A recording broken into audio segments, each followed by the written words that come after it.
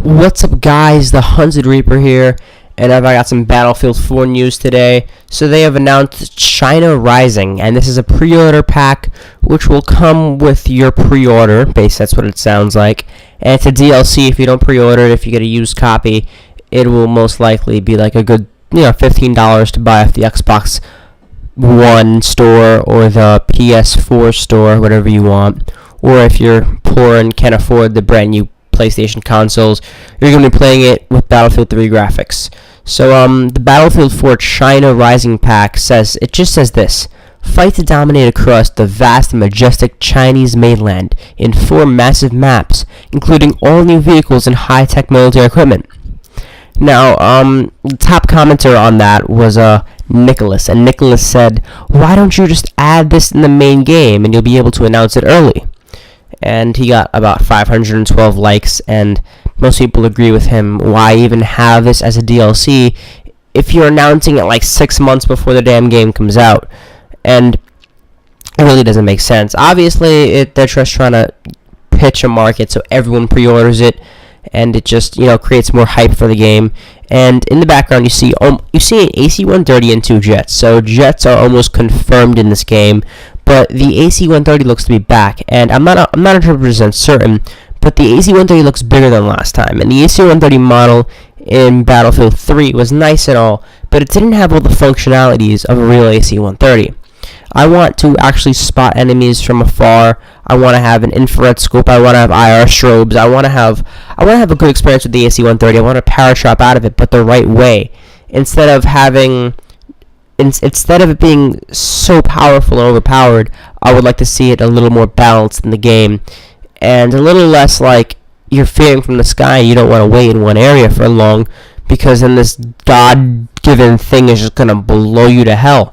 And I did like the AC-130 at first, but then it got sort of screwed over in the giant expansion pack for Battlefield 3. But hopefully it does well.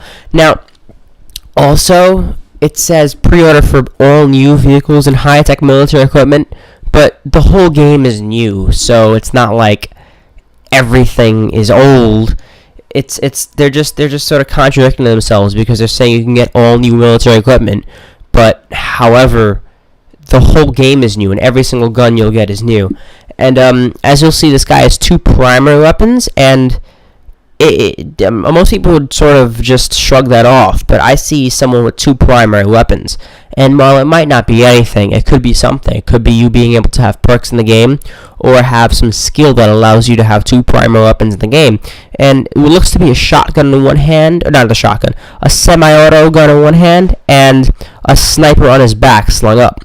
Now, also, it says 4 new massive maps in the Chinese mainland, right? So what we can infer from this is that we're going to be fighting in China. We're going to be fighting across big old China, because it seems like most Battlefield maps originate from the actual things you play in the video game. And it seems like China is going to be a big old contributor to what's happening.